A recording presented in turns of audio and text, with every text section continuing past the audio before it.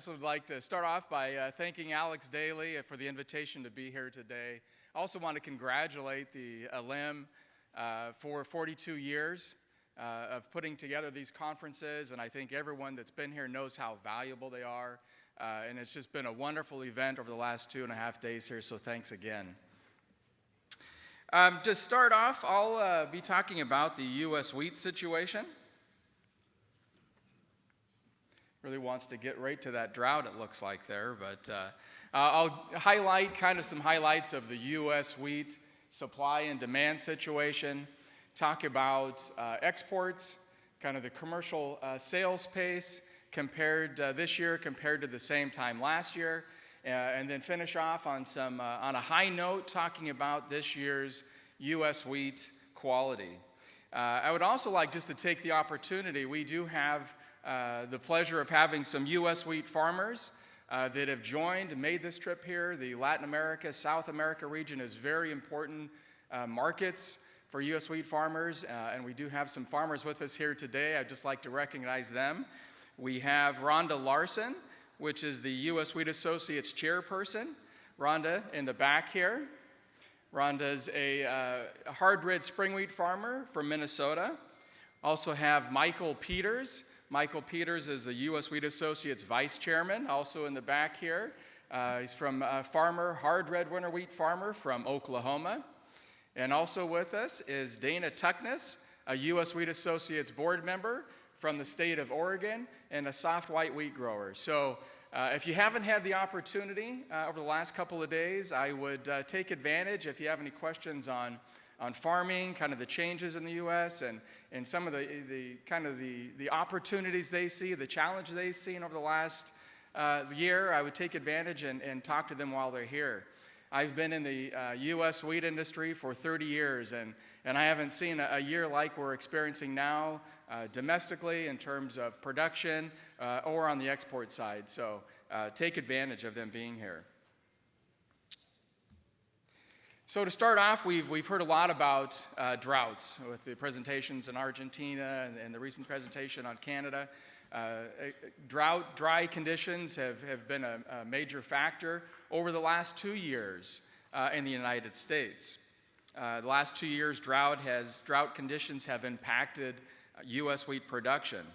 Last year, in 2021, the map on the left here, drought conditions in our northern plains region, where our hard red spring wheat is produced, and in the Pacific Northwest region, Oregon, Washington, Idaho, where our soft white wheat is grown, had extreme drought conditions which impacted soft white wheat and hard red spring wheat production. This year, drought had kind of moved more over into the southern plains area in 2022. Primarily in our hard red winter wheat area, also into Montana where we grow hard red winter wheat, and impacted this year's production of hard red winter wheat. Some of the factors that led to that lower yield, if you look back at this time last year when farmers are planting their wheat in September, October, we had very dry conditions. Drought conditions resulted in the emergence issues. Plants did not produce as many tillers. And then fast forward to May, June, July of this year, when they're getting ready before harvest, conditions were very dry, hot, dry weather during the grain fill, which further reduced yields. So the last couple of years have been very challenging in terms of the weather. For hard red spring wheat, last year, as I mentioned, 2021 had severe drought conditions during planting, very hot and dry conditions during the grow season, which resulted in lower production. This year, it's been a little bit of the opposite in the northern plains. During the planting season, it was very wet. You had some excessive moisture, which delayed planting conditions, difficult for farmers to even get into fields and plant their crops. But fortunately, we had a very good summertime and growing season and ended up producing a very high quality, excellent production of hard red spring wheat this year. Looking at the total production of wheat produced in the United States, this year around 45 million metric tons, which is very similar to last year, but below the 5-year average. Hard red winter wheat, as I mentioned, production was down 29%, which was the lowest hard red winter wheat production going back into the 1960s. Looking at the by-class production, hard red winter wheat down nearly 6 million metric tons. Soft red winter wheat down slightly, but the increased production for soft white wheat, hard red spring wheat, and durum offset that lower production of the hard red winter wheat and soft red winter wheat, which kind of just made production from year on year flat. Ending stocks by class in the U.S. with the last couple of years with production being below average, but still good demand domestically for U.S. wheat, and also on the export side, we've been drawing down stocks of each of the classes of U.S. wheat. Each of the U.S. wheat classes, looking at projected ending stocks this year compared to the 5-year average, is lower than 5 years ago. Particularly for hard red winter wheat. Year on year, hard red winter wheat ending stocks are projected down nearly 30% from last year, which would be the lowest level in about 9 years. So each of the U.S. wheat classes have a little bit tighter balance sheet, but the balance sheet for hard red winter wheat is a lot tighter than the other classes. And that is reflected, as you've seen, probably in today's prices for hard red winter wheat. The total U.S. stocks is the lowest level projected at 15.6 million metric tons since 2008, and would be the smallest share of total world ending stocks on record. Over the last 5 years, ending stocks have slid down almost 50%. Probably the lowest level going back to 2008. The stocks to use ratio, this is an important ratio to look at. It's I think the executive summary version of supply and demand, in that it's a figure is a good indicator to the bearishness, bullishness, or neutrality of a market's fundamentals. This year's stocks to disappearance ratio at 31%, lowest level going back to 2014. When you have a tighter stocks to disappearance ratio, there's a strong correlation to a higher price environment. A higher stocks to use ratio is a little bit more bearish for prices. If you look back into 2017, see if I have a pointer here.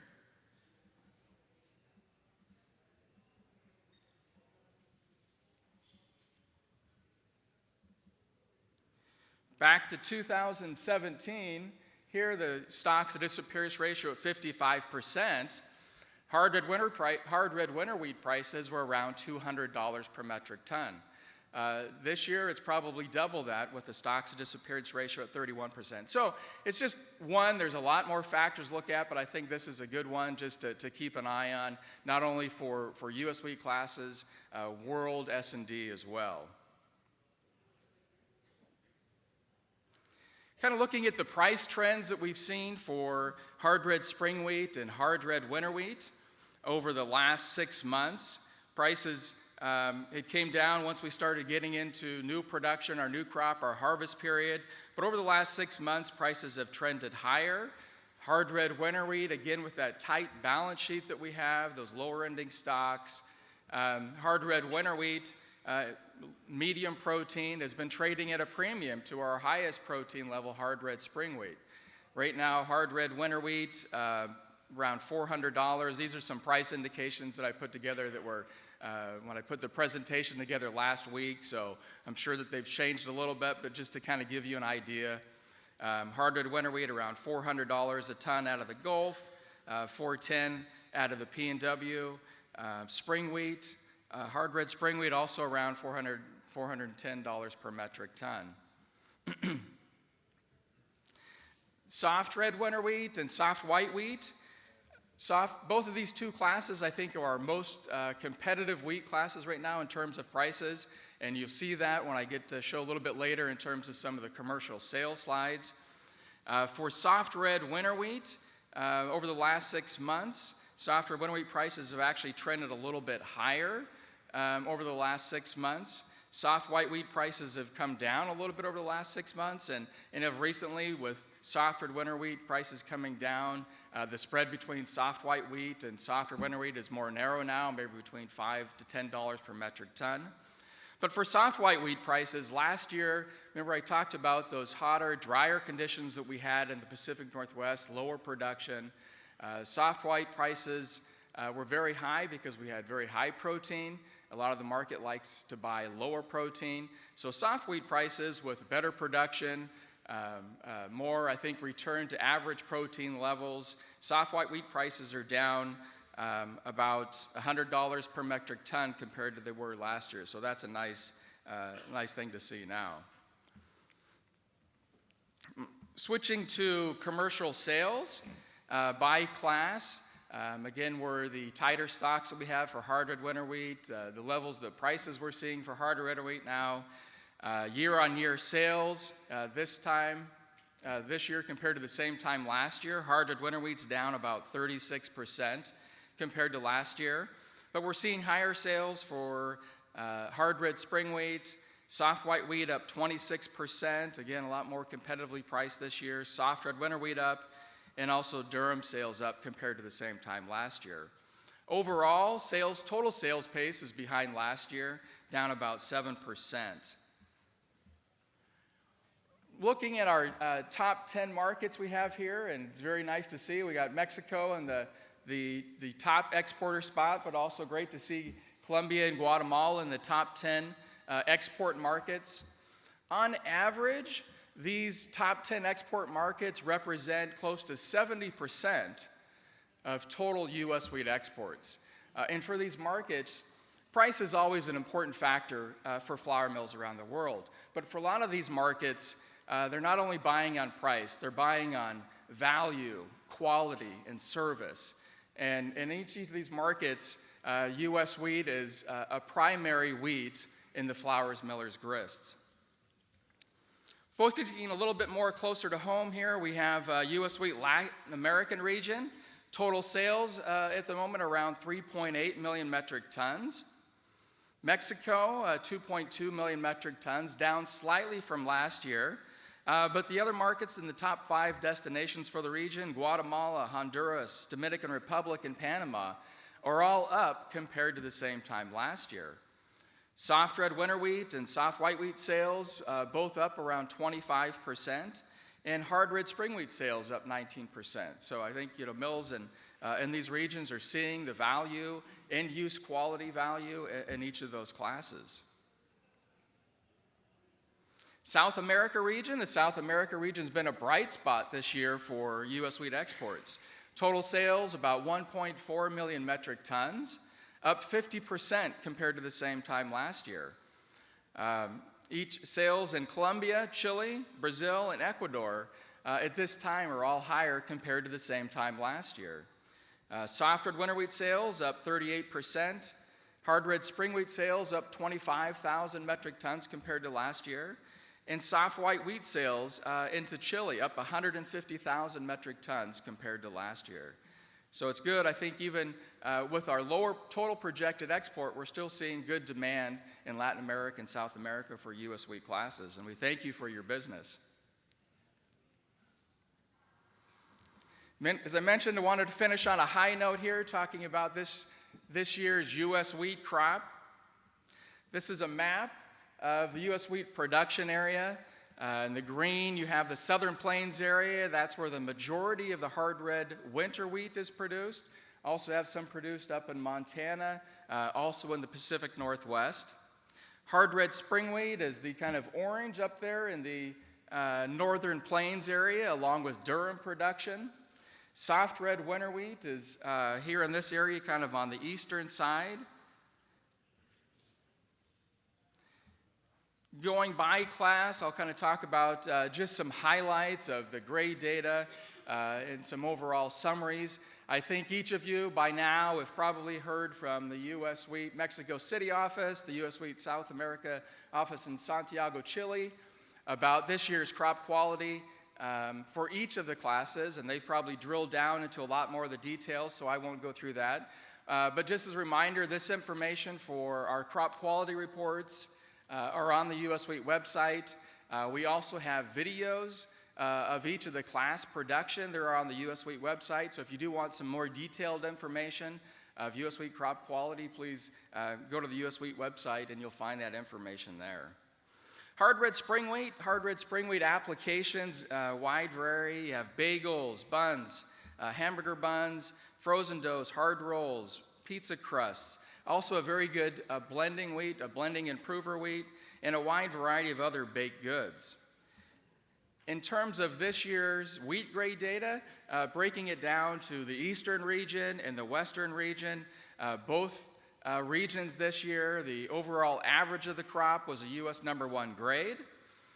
Test weights compared to last year on both the eastern side and western side, very good test weights, better than last year and the 5-year average. In terms of DHV, dark hard vitreous kernels, in the western region, averaged 88%, which is better than last year and the 5-year average. In that number 1 dark northern spring wheat, 75% or higher DHV qualifies the subclass of dark northern spring wheat. And the eastern side, DHV a little bit lower than last year, but very similar to the 5-year average. So overall, very high quality crop this year.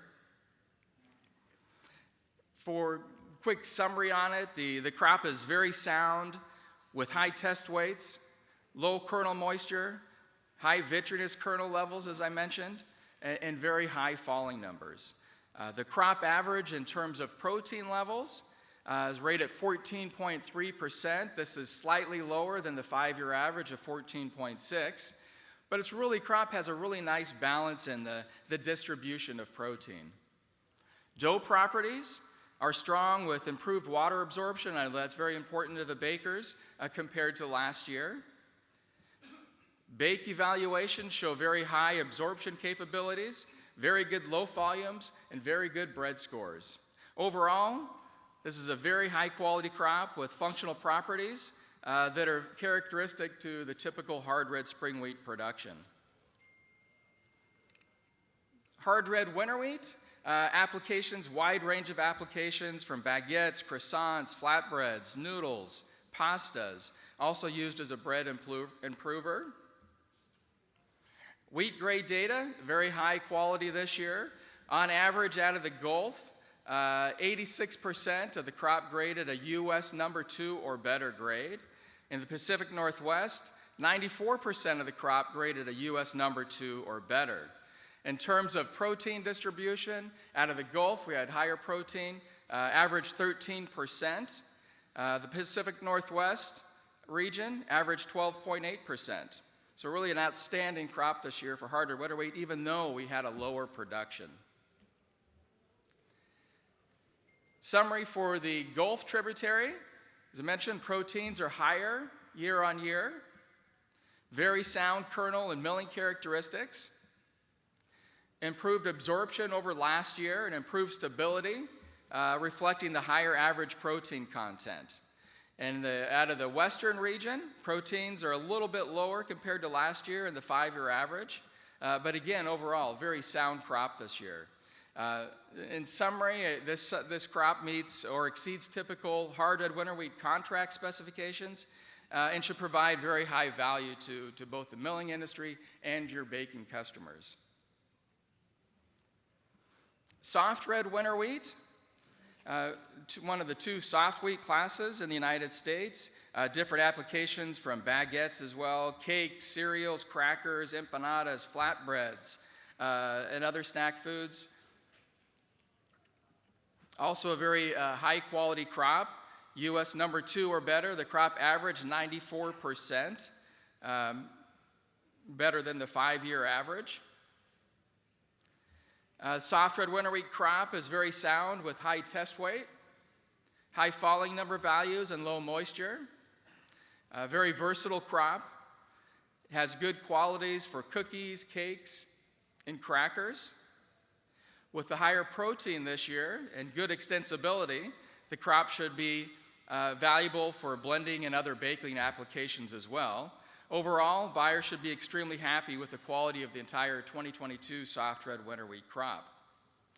For soft white wheat, the other soft wheat class, low protein class that we produce in the United States, application similar to soft red winter wheat, cakes, cereals, cookies, crackers, flatbreads, pancakes, also a good blending wheat as well. In terms of the grade distribution this year, 80% of the crop graded number 1, 93% of the crop graded number 2 or better, so a very high quality crop, better than last year, been very similar to the 2020 average. Biggest change, I think, year on year for the soft white wheat crop would be in terms of protein. This year we had, I think, a more return to kind of normal protein levels after the very high protein crop we had last year. Last year, you can see in the brown line there, about 74% of the soft white wheat production was higher than 10.5%. A lot of the buyers around the world like to specify max 10.5% or lower.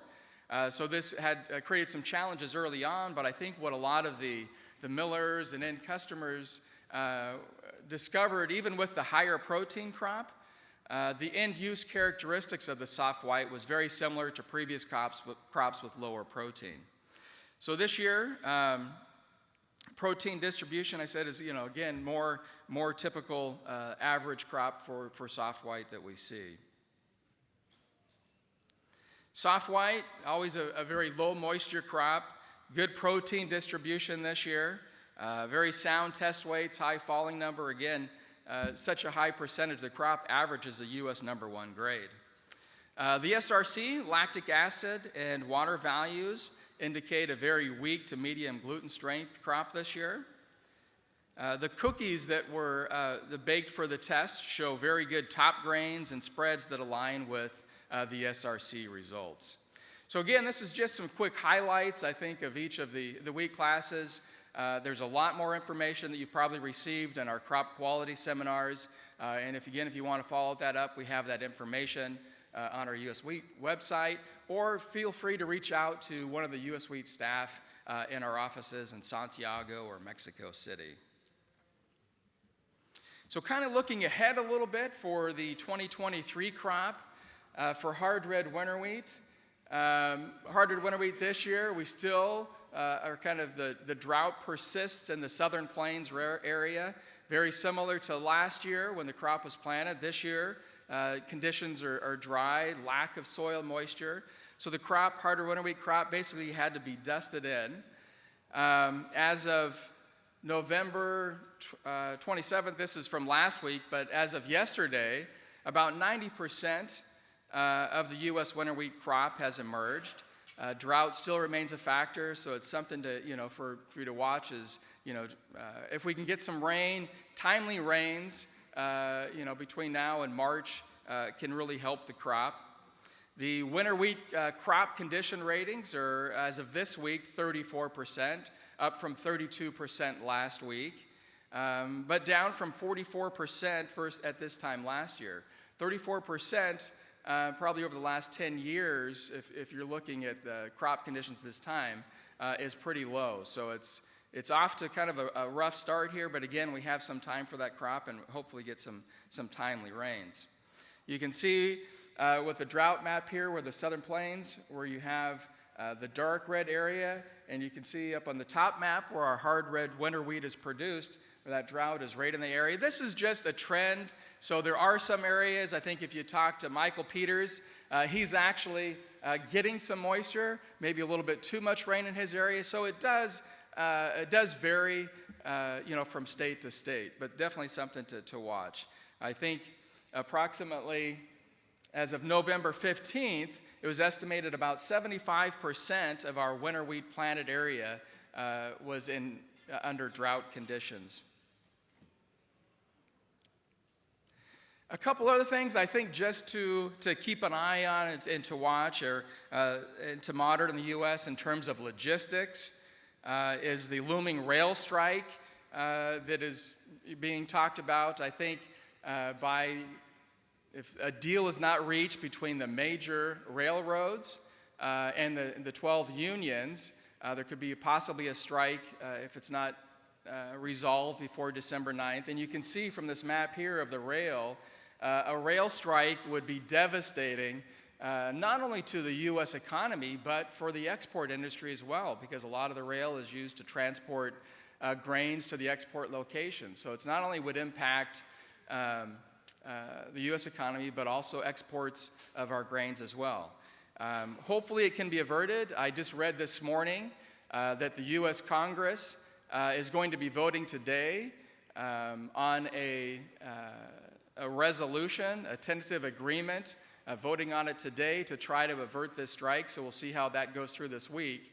But I think obviously everybody realizes how catastrophic this would be to not only the U.S. industry, but to exports as well. So hopefully we can get a resolution on that. But that's something to watch. Another one that's impact logistics, probably more corn and soybeans than wheat, but has been the historical low water levels that we've had in the Mississippi River, which has disrupted the grain movement from barges.